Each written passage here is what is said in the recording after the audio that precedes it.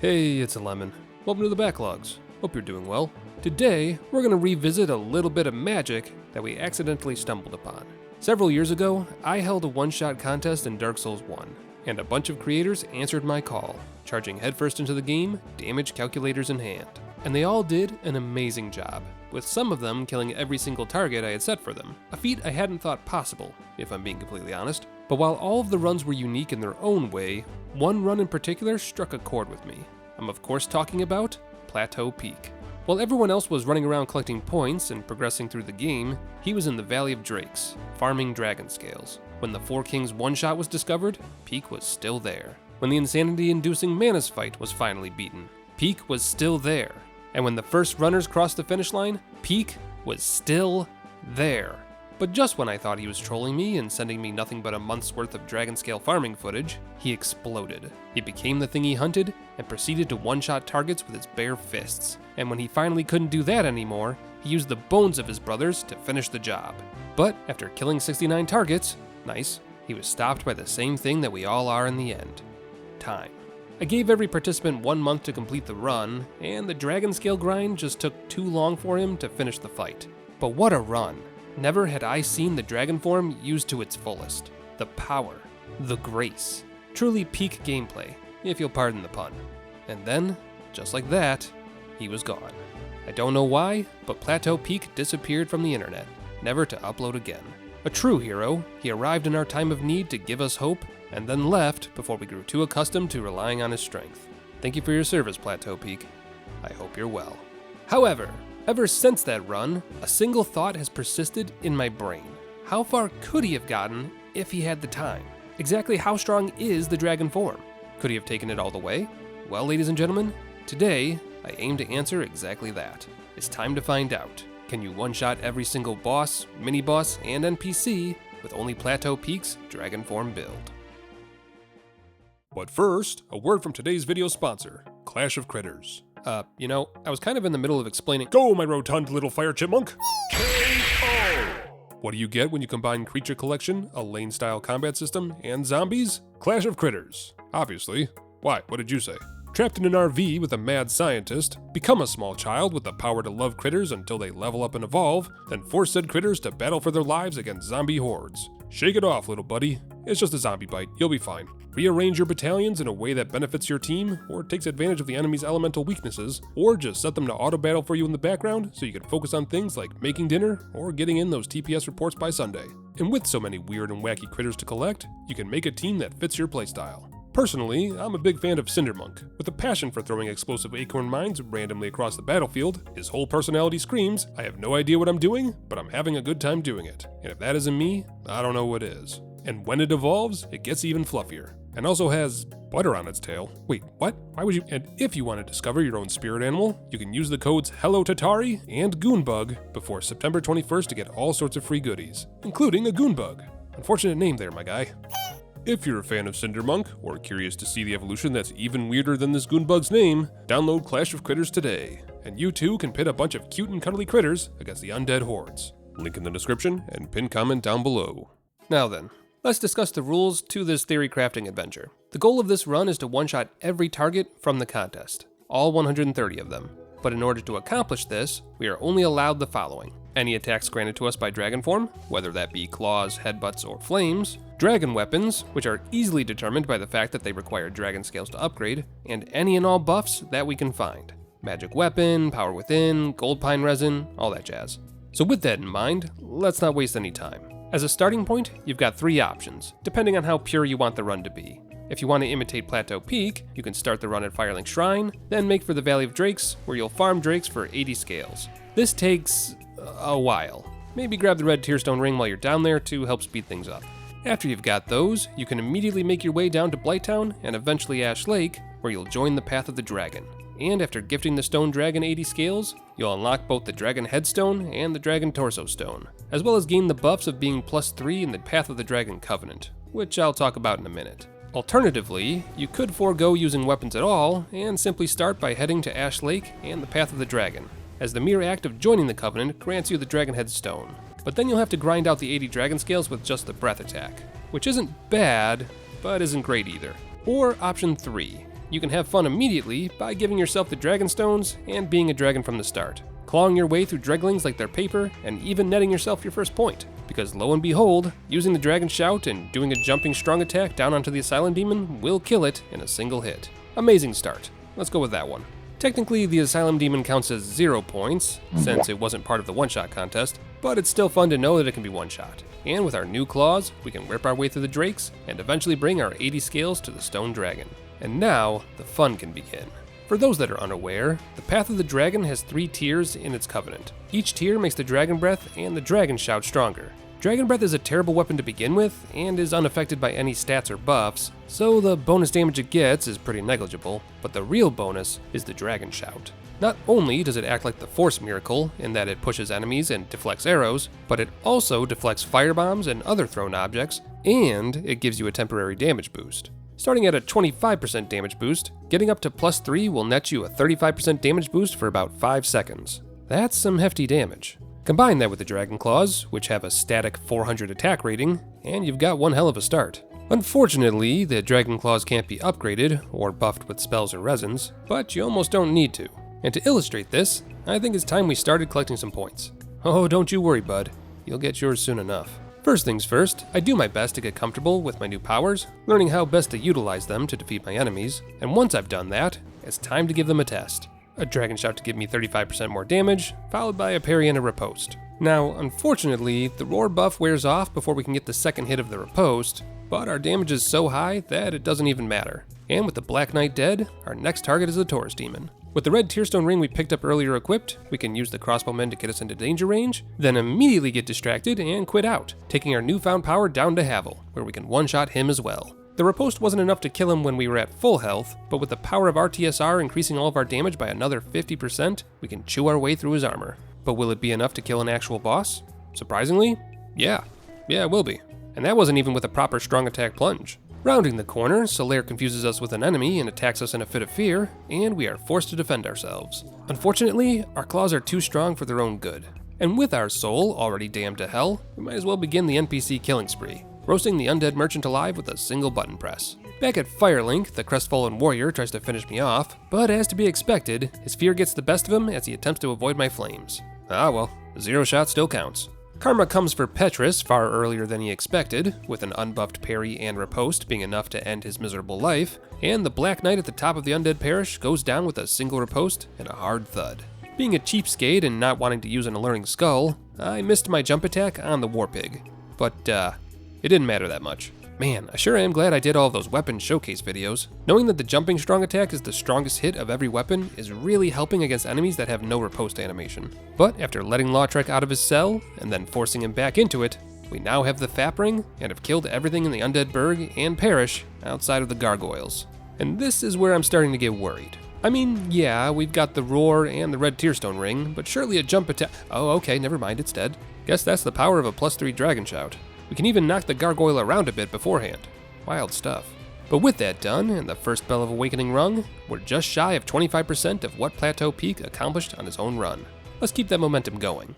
I aggressively request absolution from Oswald, which I may or may not have gotten, then try to restore what little karma I have left by letting Griggs out of the lower Undead Burg house. And after playing a very dangerous game of cat and mouse with the Capra Demon, a buffed up plunging attack is all it takes to kill it. And me, but that's besides the point. A simple riposte is all it takes to take out the first butcher, and while it was probably unnecessary, a buffed up backstab is enough to finish off the second as well. Be free, Laurentius. I shall have need of your skill. And your flesh. Laurentius gives me the Gift of Flame, which we'll need for both casting Power Within and summoning another NPC later in the run, and Griggs here repays me for my kindness by selling me Magic Weapon, which, I'm sad to say, cannot be applied to my claws. Fist weapons, man. Always getting the short end of the stick in Dark Souls games. Guess I'll just have to take out my frustration on Vince and Nico. Wait, who's who again? I can never remember. Ah well, Mouthy and Mumbles both go down easily, and their charge takes the fall just as quickly. What are you, a cleric or something? Well, better make sure there's no witnesses. Sorry, Griggs, but you know too much. Tell the dozens of Lautrec bodies at the bottom that I say hello. Anyway, let's get back to progressing the questline. I kill the giant rat in the depths with a plunging attack, then turn human and lure out Kirk from the murky waters. I keep trying to buff the first half of my riposte, but honestly, I don't think I ever really needed to. And with Kirk dead for the first time, it's time to see how well our claws match up against a pseudo-dragon. Eat fists! Huh. A little over 1500 damage, even with all my buffs active.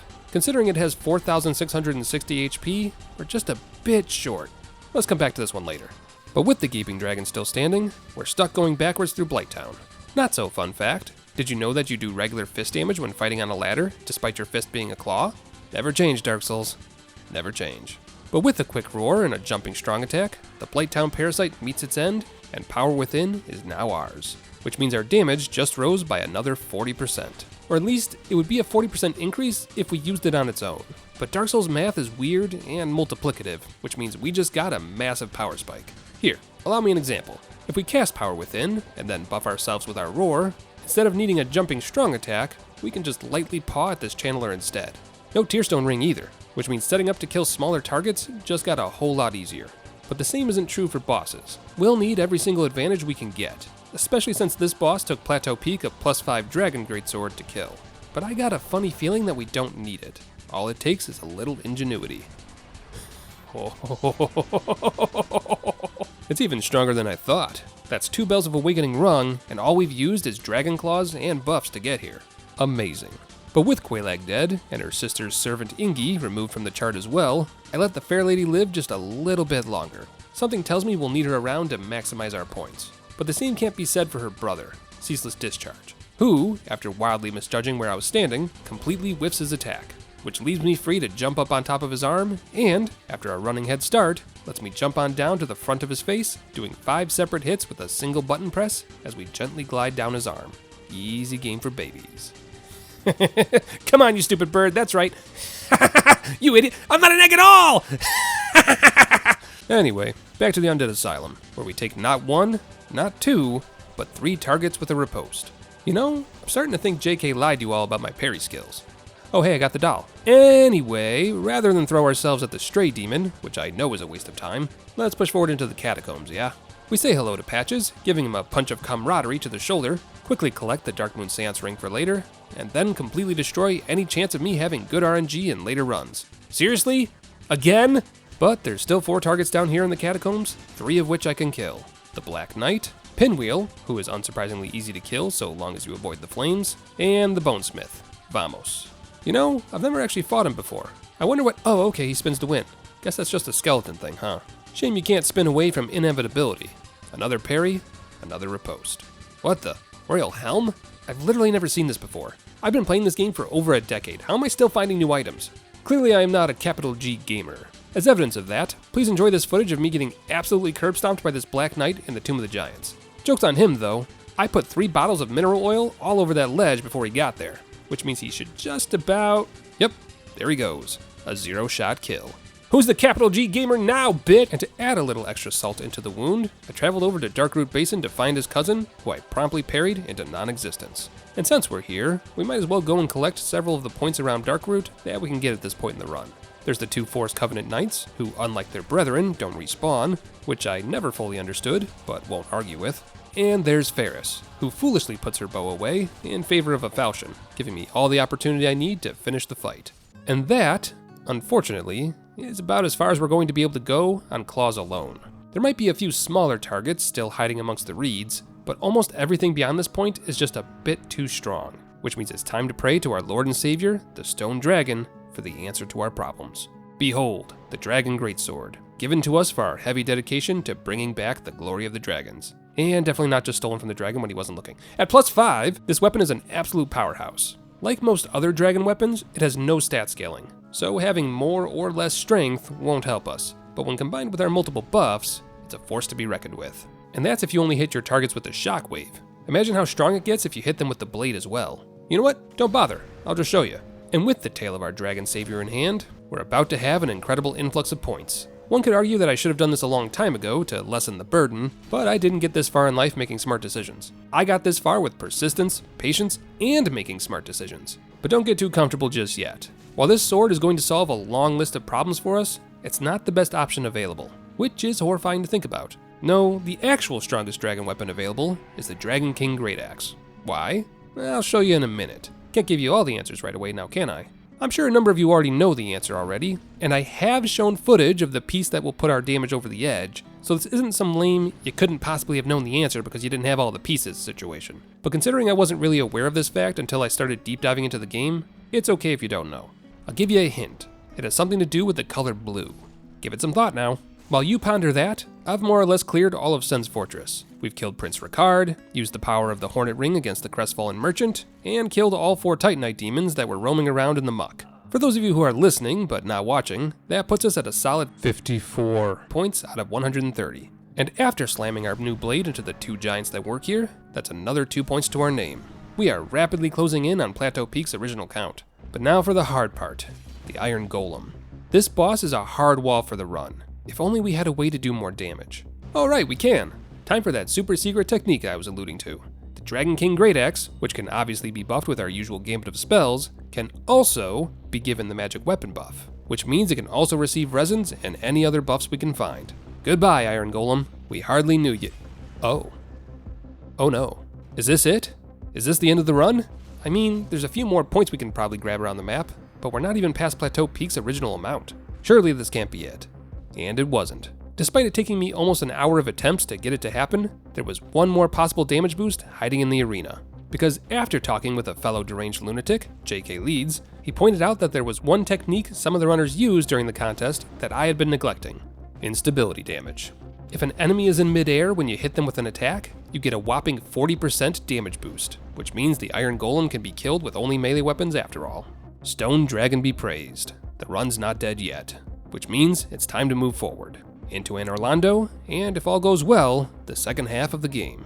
Time to get back to it. There's plenty of targets here in Anne Orlando, just waiting for a good smackdown, and none of them are targets that we haven't fought before. What's more, we can actually increase the damage of our buffs a bit more now that we're here, because we can collect the Great Magic Weapon spell, increasing our magic weapon buff from 70% of our magic adjust stat to 110. And after making our way through the buttresses and rafters, we can enter Anne Orlando proper, where 2 other mimics are waiting for us, bringing our point total to 62. And after saying hello to Carl and wishing him luck on his journey, I sneak up to the last Titanite demon of the entire game and put it to rest along with the others, which brings us to Ornstein and Smo. Time to see if this build of ours is cooking or cooked. Alright, all the buffs and bonuses, and a quick slam, and golly, what the actual fuck. I knew this build was strong, but a 2-for-1 special was not what I had in mind. Well, needless to say, if the build can kill both Ornstein and Smo at the same time, surely it can kill them when they're combined together. Yep, that's confirmed. Jesus, that didn't take long, did it? But with the power of the Lord Vessel now ours, the rest of the game is ours to torment. Let's get cracking.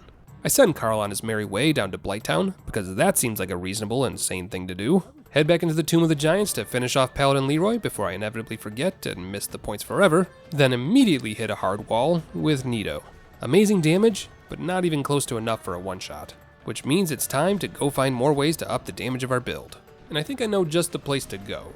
The Duke's Archives. This place holds the key to several upgrades for our build. If we can get Logan free from his cell, we can buy Crystal Magic Weapon, which would boost our magic weapon buff from 110% to 140%. And either of Logan's 2 staves would be an improvement on our current staff. Oh, hold on. Completely forgot to let Logan out earlier. Let's go ahead and fix that before we ruin anything.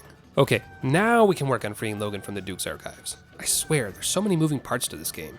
Alright, let's see here. If my memory serves, the key should be somewhere around here. Ah, that's right. This is the one. That's the giant cell key acquired, and another mimic slain. And after letting Logan out of his extremely large and spacious cell, he'll move over to the library, where we can buy Crystal Magic Weapon from him. Steady improvements. And because we've been pushing Carl to be a quote-unquote adventurer, we can even find this golden golem here in the Crystal Garden, which just so happens to have his daughter Sieglind inside. Nice to meet you, Lynn. My name is... Oh, who are we kidding? I murdered her immediately. Sleep tight, Carl. May your rest be forever peaceful.